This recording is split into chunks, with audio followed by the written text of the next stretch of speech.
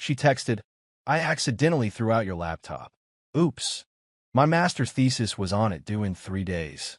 I replied, "Accidents happen." Then I recovered everything from cloud backup, graduated with honors, and sent her the invoice for data recovery, $8,900. When she realized accidentally had legal consequences.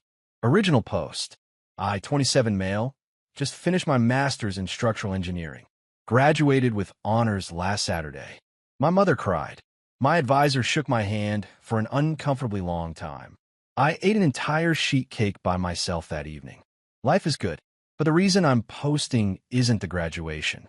It's the story of how my now ex-girlfriend deliberately destroyed my laptop 3 days before my thesis was due, thought she'd ended my academic career, and is now dealing with the legal and financial fallout of that decision. Strap in. This one's a ride. My ex and I dated for 1.5 years. We didn't live together, but we had keys to each other's apartments.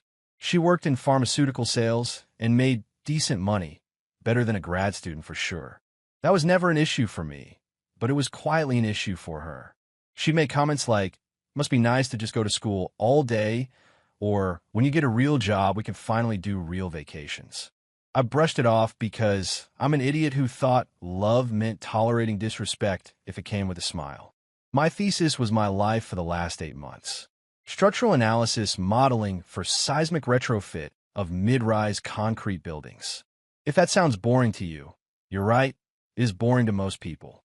But it was boring, and it was 146 pages of research, original modeling, data analysis, and conclusions that represented 2.5 years of graduate work. My entire degree hinged on this document and the defense presentation that followed. I worked on it primarily on my laptop, a ThinkPad X1 Carbon that I'd bought refurbished for $1,100. That laptop was my office, my library, my lab. Everything was on there.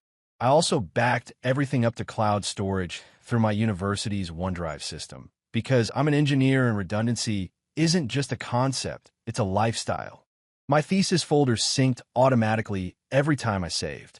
I also kept a USB backup that I updated weekly, which I kept in my desk drawer at the engineering lab on campus. Remember those backups. They matter. 3 days before my thesis was due, I was at the campus library doing final formatting. My phone buzzed. Text from my ex. "Hey, so don't be mad, but I accidentally threw out your laptop. It was on the kitchen counter, and I thought it was that old one you said you were getting rid of." Oops, woman shrugging, "Sorry, babe." I stared at that text for a full minute. Let me break down what was wrong with it. 1. I had never said I was getting rid of any laptop. I don't own an old one. I own one laptop. She knew this. 2. My ThinkPad is black, sleek, and clearly a functioning computer. It doesn't look like garbage. It had stickers on it, a university engineering department sticker, and one from a conference I presented at. You don't accidentally mistake that for trash. 3. Throughout is doing a lot of heavy lifting in that sentence. My apartment complex has a dumpster. Trash pickup is Tuesday and Friday. This was a Wednesday, which means if she threw it out the day before, it was gone. Compacted in a truck somewhere. Unrecoverable. 4. The emoji. The shrug emoji. After destroying the device containing my entire thesis 3 days before deadline. Woman shrugging. I know what she expected me to do. She expected me to panic, to call her screaming, to beg, to spiral, to maybe even cry, because she absolutely knew what was on that laptop. I'd told her 100 times. She watched me work on it at her place. She complained about me working on it at her place. She'd said twice in the last month, "You care more about that stupid paper than you care about me." That stupid paper was my career, and she knew exactly what she was doing when she threw it in a dumpster. But here's the thing about being an engineer. We plan for failure. It's literally what I study, how buildings survive the thing that's supposed to destroy them. And I'd built my own redundancy system. I opened OneDrive on my library computer. Everything was there. Every chapter, every figure, every data table. My last sync was from 10 p.m. the night before, which meant I'd only lost about 3 hours of formatting work. 3 hours. Not 146 pages. Not 2.5 years. 3 hours. I took a breath. Then I replied to her text. Accidents happen. No worries. That's it. 4 words. No panic. No anger. No exclamation points. Just calm. She didn't respond for 2 hours. I think she was waiting for the breakdown that never came. When she finally texted back, she said, "Wait, you're not upset? Your whole thesis was on there." I said, "Yeah, it's fine. I'll figure it out. Gotta get back to work, though." She sent 3 more texts that evening fishing for a reaction. "Are you sure you're okay? And I feel so bad about it. And let me know if you need anything." I gray-rocked every single one. One-word answers. Calm. Unbothered. Meanwhile, I was anything but calm. I was furious. But I was also busy. I downloaded everything from OneDrive, recreated my 3 hours of lost formatting, and submitted my thesis at 11:47 p.m. the night before the deadline. On time. Complete. 146 pages. The next day, I called my apartment complex and asked about security cameras in the trash area. They said yes, there were cameras on the dumpster enclosure. I asked if I could get footage from Tuesday between, say, 2 p.m. and 8 p.m. The property manager said I need to file a police report first to justify pulling the footage. So I went to the police station and filed a report for destruction of property. My laptop was worth $1,100. In my state, intentional destruction of property over $1,000 is a misdemeanor. I showed the officer her text message. He read it, looked at me, and said, "She texted you that she threw out your computer," and added a shrug emoji. I said, "Yes, sir." He said, "People are something else, man." Report filed. Case number assigned. I gave it to my property manager, who pulled the footage. And there she was, clear as day, at 3:22 p.m. on Tuesday, walking to the dumpster enclosure with my ThinkPad under her arm. Not in a trash bag, not mixed in with garbage. She carried it by itself, opened the dumpster lid, and dropped it in. Then she wiped her hands together, literally dusted off her hands like she'd just taken out regular trash, and walked back inside. That's not an accident. That's a performance. I saved that footage. I saved her texts. I saved everything. Then I went and got an estimate for data recovery. Not because I needed it, since I had my cloud backup, but because the laptop itself was destroyed and a professional data recovery service assessed the physical damage to the hard drive. The assessment came back at $1,100 for the laptop replacement value, plus $890 for the diagnostic and assessment fee, totaling $1,990. But I also got a quote for what full data recovery would have cost if I hadn't had cloud backup, $8,900. Because my drive had modeling software data, proprietary university license analysis files, and 2 years of research that would have required specialized sector-by-sector recovery. I kept both numbers in my pocket. I need them soon. Update 1, 10 days later. All right, y'all. The first post got way more attention than I expected. A lot of you asking what happened next, so here we go. After I filed the police report and got the security footage, I didn't contact my ex for 5 days. 5 full days of silence. During that time, I defended my thesis. My committee passed me unanimously. One professor called my seismic modeling elegant, which is the engineering equivalent of a standing ovation. And I started consulting with a lawyer about my options. During those 5 days of silence, my ex went through what I can only describe as an escalating spiral of confusion. Day 1 of silence. "Hey, are you okay? You've been quiet." Day 2, "Hello? Are you ignoring me?" Day 3, "This is really immature." I said I was sorry about the laptop. It was an accident.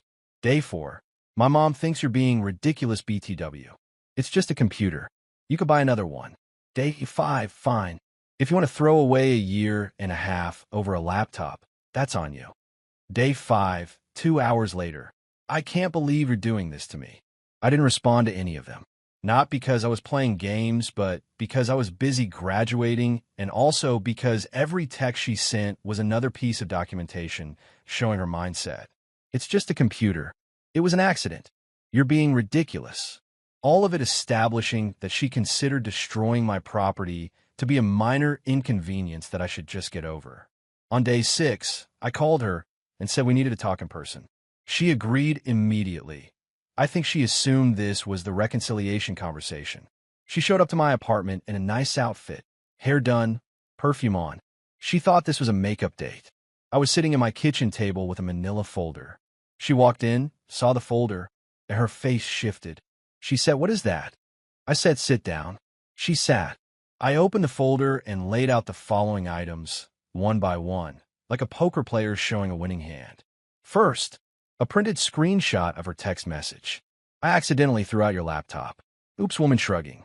Second, a still frame from the security camera footage showing her carrying my laptop to the dumpster. Date and timestamp visible. Third, the police report. Case number, officer's name, description of the incident, classification as intentional destruction of property. Fourth, the data recovery assessment showing the $8,900 quote for what recovery would have cost without backup. Fifth, a letter from my lawyer outlining my intention to pursue civil damages for the destroyed property and associated costs. She stared at the papers for a long time. Then she looked up and said, "You went to the police? Over a laptop?" I said, "Over a $1,100 laptop containing my master's thesis, destroyed intentionally 3 days before it was due." "Yes." She said, "I told you it was an accident." I pointed to the security footage still. "You carried it to the dumpster by itself.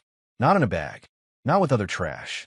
You carried a laptop in your hand, opened the lid, and dropped it in. Then you dusted off your hands." She went pale. Actually pale. I don't think she knew there were cameras. Then she switched tactics. Tears. Immediate tears. "I can't believe you're doing this. I made a mistake, and you're trying to ruin my life. Do you know what a police report does to someone? I work in pharma sales. I have background checks." I said, "You should have thought about that before you destroyed my property." She said, "Why are you being like this? It's just a stupid computer. You have her dumb degree. What does it even matter now?" I said, "It matters because you did it on purpose. You knew my thesis was on there. You knew my deadline. And you threw it away because you were angry that I wasn't giving you enough attention. That's not an accident. That's sabotage." She denied it. Of course she denied it. She said she mixed it up with a broken tablet she thought was in the kitchen. I don't own a tablet. She knows I don't own a tablet. But she committed to the lie like it was paying her rent. I told her we were done. I told her she'd be hearing from my lawyer. She left crying and called me a psychopath on her way out the door. Real classy. Within hours, the family cavalry arrived. Her mother called me. This woman, who I'd had dinner with maybe 6 times, called me and opened with, "I understand you're upset about a computer, but filing a police report against my daughter is absolutely unhinged. She's a young woman with a career. You could ruin her record over an accident." I said, "Ma'am, I have security footage of your daughter deliberately throwing my laptop in a dumpster 3 days before my thesis deadline. It wasn't an accident. I also have her text messages." She paused. Then she said, "Well, whatever happened, going to the police is an overreaction. Couples have arguments. You don't bring the law into a relationship." I said, "We're not in a relationship anymore.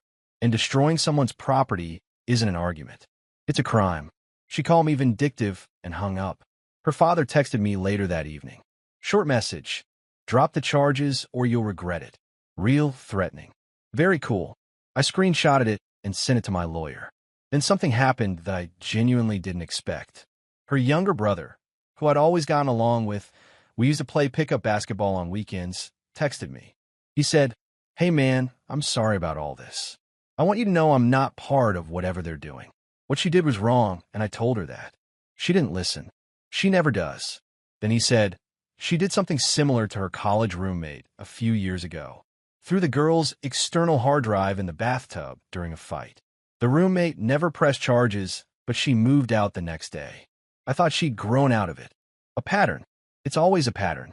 I thanked the brother, told him no hard feelings with him, and saved that text too. Because patterns matter in court. Meanwhile, my thesis was submitted, my defense was done, and my degree was in the bag. Everything she tried to destroy survived, because I planned for failure and she didn't plan for cameras. Update 2, 6 weeks later. Last update. Closing this chapter out. The legal side moved faster than I expected. My lawyer sent her a formal demand letter, $1,100 for the laptop replacement, $890 for the data recovery assessment fee, which I actually paid, and $1,200 in legal fees. Total, $3,190. We deliberately did not include the $8,900 hypothetical recovery cost in the demand. My lawyer said it was stronger to keep the claim tight. Actual damages only fully documented. You want the judge to see a reasonable plaintiff, not a vindictive ex, he said. Smart guy. We gave her 30 days to respond. Her response came on day 28 through a lawyer her parents hired. Their counter, $0. Their argument?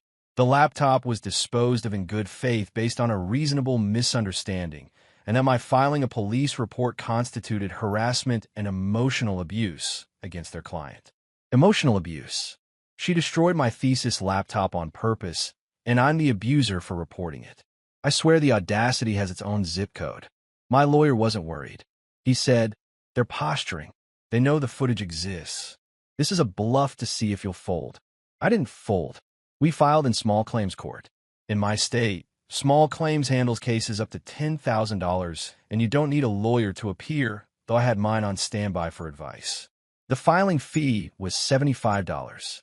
Between the demand letter and the court date, she tried two more things worth mentioning.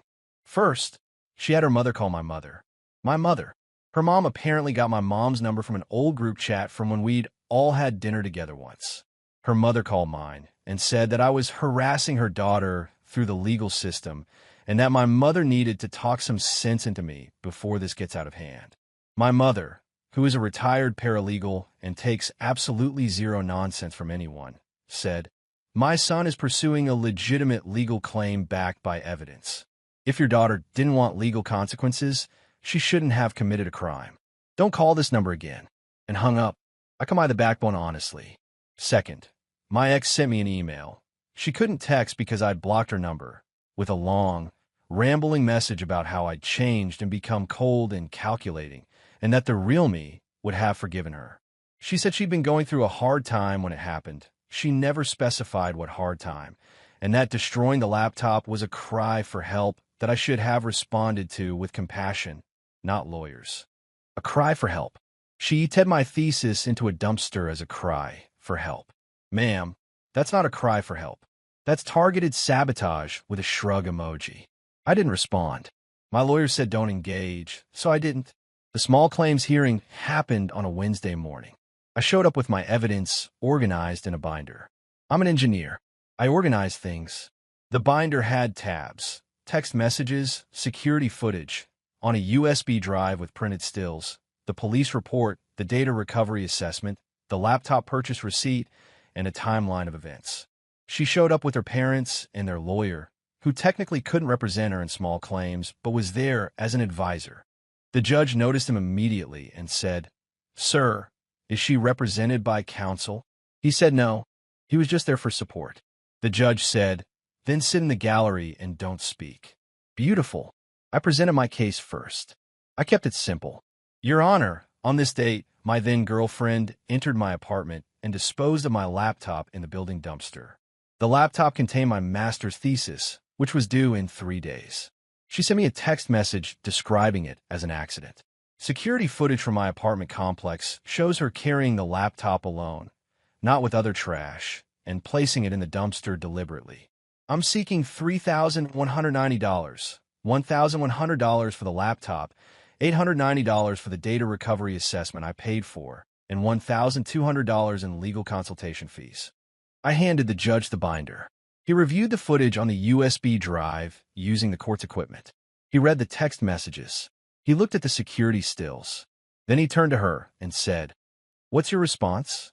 She stood up and, I swear to you, said, It was an accident, Your Honor. I thought it was an old device he was getting rid of.